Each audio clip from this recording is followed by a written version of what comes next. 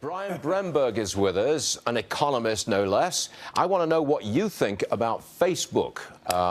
Why is this damn thing down? Well, I think they're down because you're right. They're trying to figure out this problem of how they give content to people that they like. They're going to figure it out. If they don't figure it out, somebody else is going to. There's too much competition in this space for somebody to not take advantage of it. So this is a Facebook issue. I don't think it's an economics issue, a big macroeconomics. Okay, that's a fair point. They're also changing themselves into a video first, as per Mark Zuckerberg said, and says, look, they're going to be hiring a lot of people to get into video, and I think Netflix and Amazon are going to be targeted as competition now as Facebook transitions to more of a video company. Hey, Scott Martin, I want your opinion on this one too, because on this program we've heard it said that Facebook would become the first trillion-dollar company.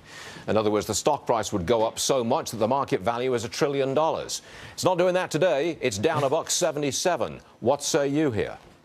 It tried to do that somewhat, Stuart, last night. Now, give or take, a couple pennies, it needs to double or so from here to get there. And I'll tell you, I think it's going to get there. I actually think the market's got this one wrong. In fact, after the earnings came out, the stock shot up to about 138 because Facebook's the dominator in the space. Ashley talked about it, the video delivery. Now they're going more application-based instead of like the Facebook phone, which was a flop. And don't bet against Mark Zuckerberg. They have VR, they have other things that they've developed with regards to acquisitions they've made over the years that have been somewhat quiet. That's going to take the company forward, not something that happened in earnings in the fourth quarter. Left-hand side of your screen, just look at those big-name technology stocks. They're all down this morning. Not that much. The point is they are down. I want to focus in on Amazon for a moment. We've got they issued their profit report after the closing bell today.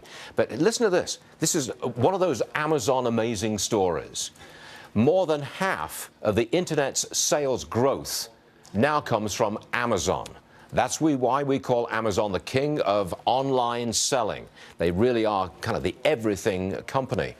Half of internet growth comes from Amazon, internet sales growth. Yeah. And half of online sales originate through Amazon as well. So everybody who's going online is going through Amazon. They're going to continue to pick up those sales. The growth here is huge. I mean, there's just no underestimate. We're looking for $137 billion in annual growth. That is a gigantic number. And the way Amazon does it, their average deliveries comes in about a little more than 3 days versus about 6 days for the competitors. And going way down. So that's what people are happy about with their delivery time and other things as well. Okay, the retailers who bear the brunt of the online onslaught, you can see what's happening there.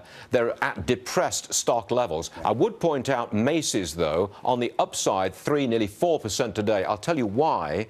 Terry Lundgren, who runs Macy's, says he wouldn't be opposed to somebody buying Macy's. That's why that particular stock this morning is up nearly 4%. Otherwise, bricks and mortar stores are not doing well, facing the Amazon onslaught. That's money, a little bit on politics. Karl Rove writes an op-ed piece in the Wall Street Journal this morning. The title is Amateur Hour at the White House. Basically, this deals with various issues that's come to the fore with the Trump administration where they've not really performed very well in implementing their policies, in particular, the executive order on immigration.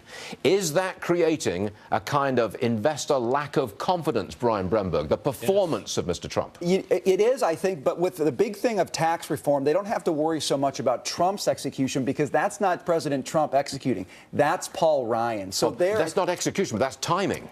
It is timing, that's right. So what Paul Ryan needs from President Trump is some backup here to get this thing moving, to get the popular press, to get people's opinions behind this. But it's Ryan who executes there, not President Trump. So I do think it's weighing on investors now. But if Paul Ryan can get that moving, I think that helps quite a bit. If somebody has to say to Donald Trump, slow down, stop. Don't be so importunate in how you move forward without bringing your guys. That's what Karl Rove's point is. It's called Make America's markets choppy again.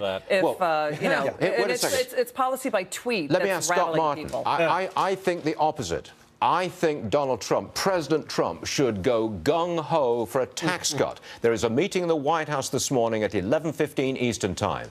The top guys, Republican and Democrat from the House Ways and Means Committee and the Senate Finance Committee, I think President Trump's going to lay down the law. Get me that tax cut. And if he says that in forceful terms and speeds it up, Scott Martin, I think the market goes up, if that's the news we get.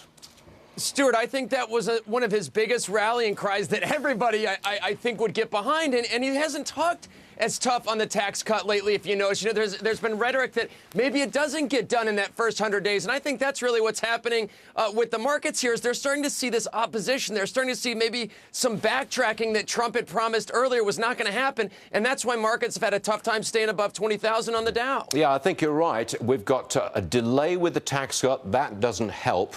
We've got some lack of proper implementation, certainly of a couple of items from President Trump. That's not helping investor sentiment, and we're down 45 points. Now we've got this for you. Big tech, the big names in technology, Google, Apple, Facebook, and even Uber, they plan to draft a letter which opposes President Trump's travel restrictions. Some people call it a travel ban. It's not. It's a travel restriction. Temporary. And also about visas, another issue between Silicon Valley. So here you've got the titans of tech, Apple, Alphabet, Facebook, lining up against the president on policy grounds. Yeah. Bremberg? They want access to H-1B visas. They want access to foreign talent, and they feel like that's going to be cut off. That's going to be a problem for them. You're going to see them push hard on this, continue to push hard. It's a clash of the titans. But they're also trying to rope in other industries, manufacturing and others that are also affected like this, so it doesn't become Silicon Valley versus Donald Trump and the Trump administration, but rather business as a whole. So the negotiation between the president and business is now going to focus on Silicon Valley about visas and money, and President Trump, who wants them to build it here and bring that money back. That's the clash. Could be some negotiation going on there, all that money overseas. Oh, there really is. That's a big Visas deal. for money to come back to the United States. Visas for money. What's wrong with that? Maybe. Oh, Ralph Lauren. I have a connection to Ralph Lauren. The stock is at a 6-year low. Nicole, give me the story, please. Well, Mr. Lauren himself and the CEO, Stefan Larsson, who was put in place less than 2 years ago in that CEO role, well, they've been butting heads. And you know what? CEO is going to be stepping down, and this is because, and Ralph Lauren himself saying, we have found different views on how to evolve this company, basically. I'm paraphrasing, but with different views. And then you have Stefan Larsson out. It is the #1 loser in the S&P 500. It is down 9%. It has been lagging. A conference call is on right now, and they also said they plan on closing about 50 stores. So this is a developing story and a huge mover today, down 9% for good old Ralph Lauren. Let's not forget it was Ralph Lauren who designed the blue outfit for the president, for the first lady at the inauguration. Oh, good point. Remember Yes. that one? Indeed. I love that outfit. Indeed, now, I do too. here's an issue. I'm going to say this. I don't think the Federal Reserve matters very much in this investment environment. I think it's all about politics and not the Fed. Does anybody... Bremberg, why are you laughing? I actually think you're right, because I think we know what the Fed's going to do this year by and large. What we don't know what's going to happen is what Donald Trump is going to do this year. He could appoint 2 vacant seats. I mean, Trump could appoint as many as 7 at some point during this term. What investors... Wait a minute. Let's bring Scott Martin. Am I right or am I right? The investors are not looking at what the Federal Reserve might do in the next year. They're looking at what President Trump is going to do this year. I agree, Stuart. And between those two choices, I'll say you're right. Now, here's the interesting thing. How crazy is it now that the Fed doesn't matter? I agree with Bremberg, if I can use him on a last-name basis here, because it is about politics. And who would have thought that Janet Yellen, guys, is actually seemingly safe in the job? Remember, President Trump talked about how Yellen, her ouster, was maybe one of his first orders of business. Yellen looks like she's good to go till 2018, but she knows she has to hike rates here, and the market can take it. That's one of the most important things of note. What? She's out? Okay, we will continue this discussion at some appropriate point in the future. Because I know the Fed is your favorite topic. Bremberg, Scott Martin, both of you, thanks for joining us. Much obliged to you. Thanks a lot. Now.